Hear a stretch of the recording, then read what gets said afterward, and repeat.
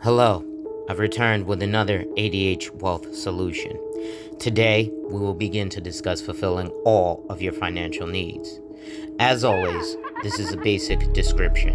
For an evaluation of your own, please schedule an appointment. My information is in the description.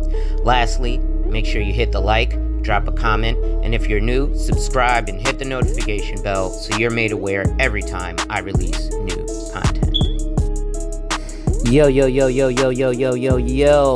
it's your boy, the insurance junkie, your fiduciary fella, the all-star advisor, Alonzo Hall, and I've returned today to whap and tap on your head with another article from Think Advisor from their Practice Management, Diversity, and Inclusion section, entitled, Schwab and Ariel Execs Speak Out on How Clients and Firms Can Boost Diversity. An October 28, 2021 article by Jane Woolman Russoff. Before we get started, ladies and gentlemen, make sure you hit that like, drop a comment, subscribe, and hit that notification bell so you're made aware every time I release new content. And as always, share. Lastly, you can contribute to channel growth by donating. My information is in the description. You can schedule a consult one-on-one with me. My information is in the description. You can purchase life insurance directly up to $1 million with no medical exam and an instant decision. The link is in the description. Now let's continue to proceed to give you what you need. When the issue is hiring more African American financial advisors, a firm's top management must indeed support and sponsor the move. But the impetus must come from clients and employees, argues John W. Rogers, chair and CEO of Ariel Investments, in a recent interview with Think Advisor. Clients need to insist that the company they work with look like America. If wealthy families told their advisors, "We want to see a diverse team in our advisory relationship," all of a sudden, those institutions would show up with a diverse team. Rogers contends in the joint interview with Kelly Johnson, fixed income portfolio manager with Charles Schwab Investment Management. The momentum to hire more black advisors has to come from the bottom up. Johnson concurs. By virtue of their Ariel Schwab Black Investor Survey, the firms are winners of multiple 2021 luminaries. Think Advisor's new industry recognition program. Ariel and Schwab are recipients in the categories of diversity and inclusion, as well as thought leadership, among others. The 2020 Ariel Schwab Black Investor Survey queried more than 2,100 Americans with household income in 2019 of $50,000 or more. The Black Investor Survey, which Ariel and Schwab have conducted for more than 20 years, compares attitudes and behaviors for savings and stock market investing between black and white Americans. The 2020 study revealed that African Americans' participation in the stock market is at its lowest level in more than 2 decades. Little trust in both financial institutions and financial advisors and in the market itself are largely responsible, plus all these fiat coins. In fact, the survey showed that 55% of black investors have stock market investments compared to 71% of white Americans. Furthermore, only 21% of blacks actually work with financial advisors versus 45% of whites. Implicit bias causes financial firms to assume that many African Americans don't even have the kind of wealth to qualify us to walk into the major financial advisory or brokerage firms to begin with, Rogers holds. He continues, "It's intimidating to go into a big brokerage office and sit down. Pause. This is personal evidence, and I, as a black advisor, have to face many black people who shun me for trying to meet you at your level. Meanwhile, while as an advisor in New York City on 100 Broadway, which is Wall Street, I would have many white advisors who wouldn't go to places like Harlem or the Bronx or any project building because they felt that those people couldn't afford their services. Well, I would go to the Bronx where sex, money, murder, bloods are and sell them life insurance. So black folks, we need y'all to be more supportive of black advisors. Or you could waste your money on these coins and be left holding the bag. But he continues, it's intimidating to go into a big brokerage office and sit down. It's hard to feel comfortable getting that kind of relationship with a financial advisor even started. Essentially, risk averse when it comes to investing, black Americans are typically conservative, which makes fixed income a natural fit, Johnson says, adding that in time, often you can ease them into a bit more aggressive portfolio. Rogers, a leader in diversity, equity, and inclusion issues, founded Ariel Investments in 1983. Based in Chicago, it is the first black-owned investment firm that was founded in America. Schwab is a leader in developing financial education via partnerships with Boys and Girls Clubs of America and DonorsChoose.org, among others, and offers free personal financial resources online. Johnson, a certified financial analyst, was previously a senior vice president in client portfolio at PIMCO, which is the largest mutual fund on the planet, and earlier was with Freddie Mac. Think Advisor recently interviewed Rogers and Johnson, who were speaking by phone from downtown Chicago and Orange County, California, respectively.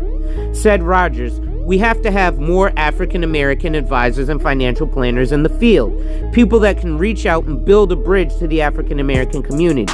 This can help us build wealth over time." Here are some excerpts from our interview. Think Advisor. Your 2020 Black Investors Survey shows that African American participation in the stock market is at its lowest level in the history of the survey, which you've been taking for more than 20 years. Why is that? Kelly Johnson. That's one of the disturbing findings. Of all of the findings, what stuck out to me is that there's a lot of concern about trust in our industry, concern about trusting the actual financial markets, and about trusting financial advisors. John Rogers. Another point is that the markets have been so volatile over this more recent period. When you're new to the markets, the extraordinary volatility over the last 12 years, first with the financial crisis and then the COVID crisis, makes new investors uncomfortable and exacerbates the confidence issues with markets and advisors. The survey shows that just 35% of black investors feel they're treated with respect by financial institutions versus 62% for white investors. But another finding was that the majority of blacks who work with financial advisors are likely to feel respected by financial institutions. How do you explain this difference?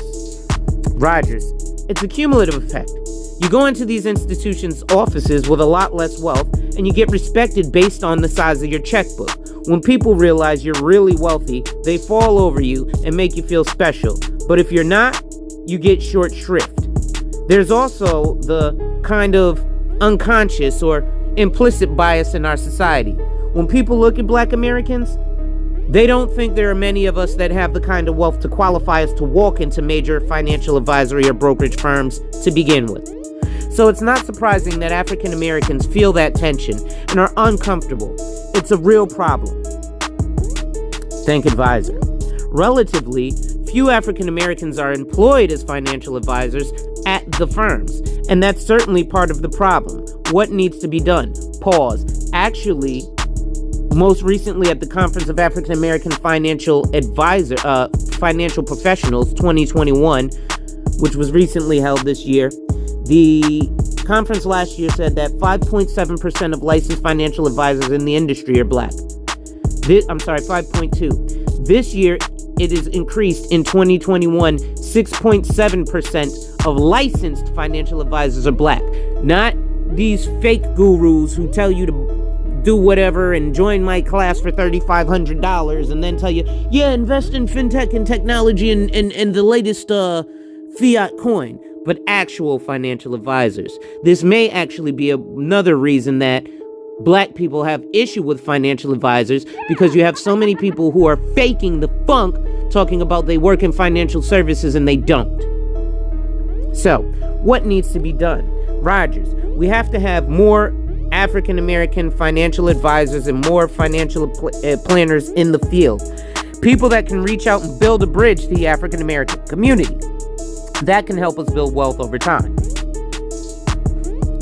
Think advisor. Whose call is it to hire more African American financial advisors? Must it be top level management? Rogers. Part of the answer is, of course. You don't have to have people at the top who believe in diversity. You have to have people at the top who believe in diversity and inclusion and who reach out and hire African American leaders. But at the same time, the purchasers of financial advisors' products, the clients, need to insist that the companies they work with look like America, because it's a supply and demand issue. If wealthy families told their advisors, we want to see a diverse team in our advisory relationship, all of a sudden those institutions would show up with a diverse team. That's really important. If wealthy families who sit on the boards of corporations, nonprofits, universities, hospitals, all those types of institutions start telling their major financial advisory firms they want to see diverse teams, I guarantee those teams will start to show up. Seems that a spark needs to be ignited because of a lack of diversity concerning the Academy Awards. Jada Pinkett Smith, Will Smith, and Spike Lee boycotted the 2016 ceremony. Since then, more blacks have been hired both in front and behind the camera. This season, for the first time in its history, the Metropolitan Opera presented an opera written by a black composer. So perhaps financial services needs a kick to open the floodgates of diversity and inclusion in hiring. Your thoughts? Johnson. That's the essential point. We're having a discussion about that at Schwab. A lot of people think that leaders need to drive these things, but I don't think that's true. At a big company like Schwab, leaders need to sponsor it and openly support it, but the momentum has to come from the bottom up. As Johnson said, it's the customer, the employees, it's financial advisors driving this from the bottom up.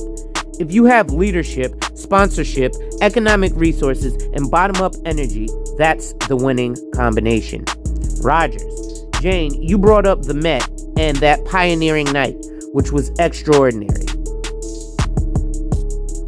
But if you look at how the Met spends their money, I bet you find that of the law firms they use, the money managers they use, the accountants and media firms they use, 99% of their dollars go to firms run by white men and a few white women. So they'll let us on stage, but when it comes to economic opportunity for African American business leaders and entrepreneurs, my understanding is that the Met is like most of the museums, universities, and hospitals in New York City, which have not shown an interest in helping to create economic opportunity for the African American community.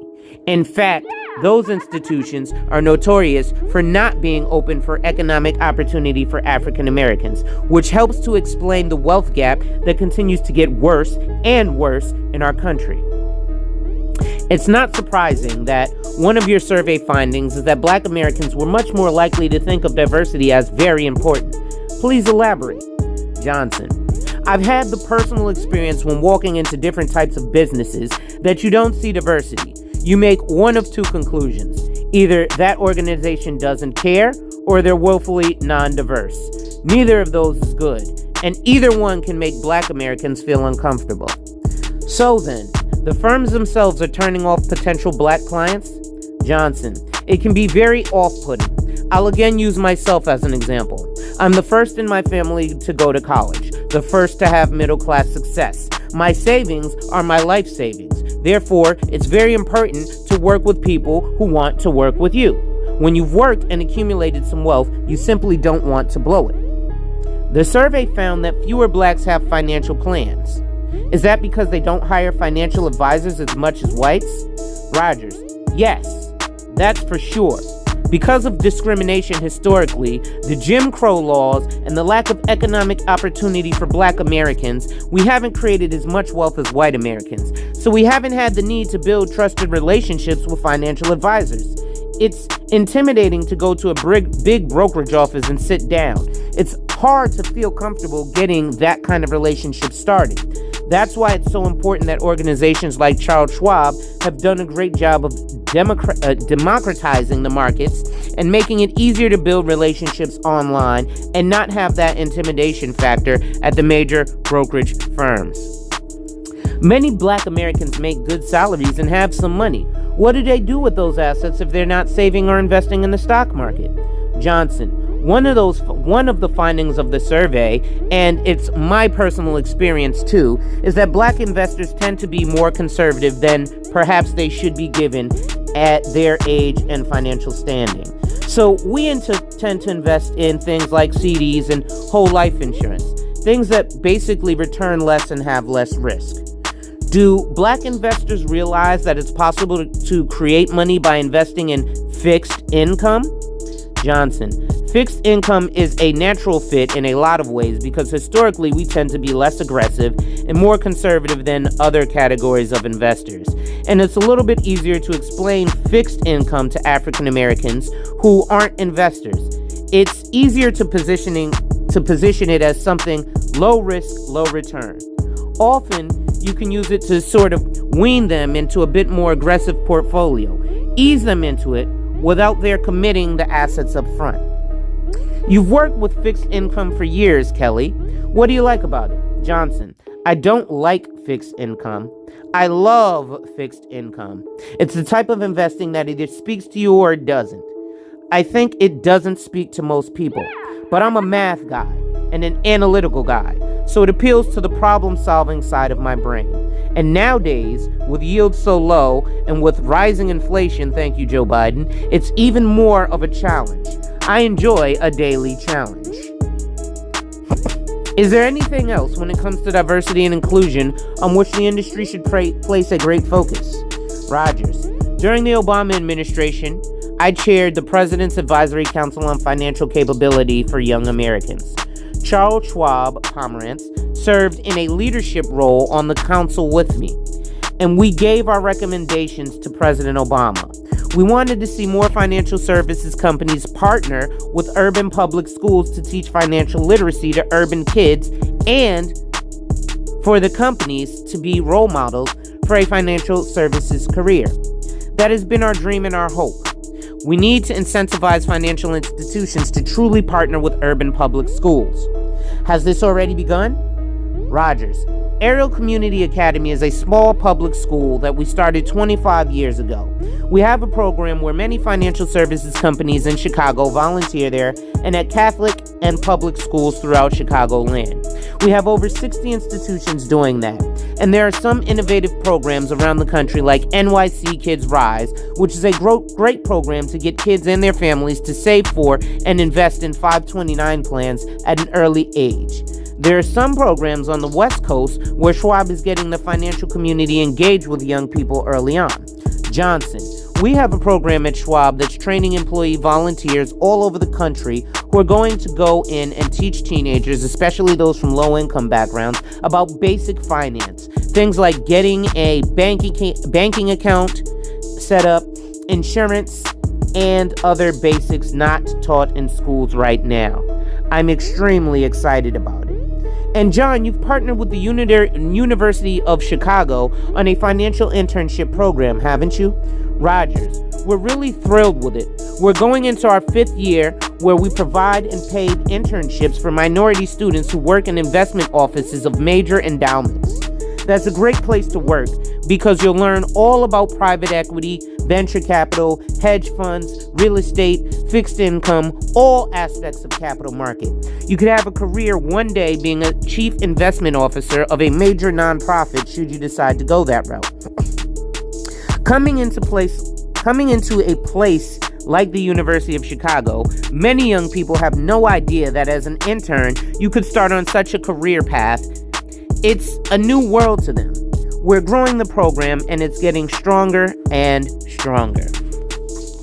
Ladies and gentlemen, make sure you hit that like, drop a comment, subscribe, and hit that notification bell so you're made aware every time I release new content. And as always, share, share, share. Lastly, you can contribute to channel growth by donating. My information is in the description. You can purchase life insurance up to $1 million with no medical exam and an instant decision by clicking the link in the description. You can schedule a consult with me by clicking the link in the description. With that being said, ladies and gentlemen, wipe ass, work in progress every day and see success. Wipe ass, work in progress every day and see success. Wipe ass, work in progress every day and see success. And remember, when people challenge you, they don't challenge you to challenge you, but they challenge you to challenge you. Accept the challenge. Salute. Interested in having an evaluation? Find my contact info in the description and schedule a consult to explore your options. Have a financial question but don't know who to ask? Email me at a.hall@cgwealth.financial and your question may be answered in my next video. Security products are subject to investment risks, including possible loss of principal. Before investing, carefully consider the investment objectives, risks, limitations, charges, and expenses of the product and any underlying investment options. This information can be found in the product and investment option prospectuses. Copies are available from your registered representative.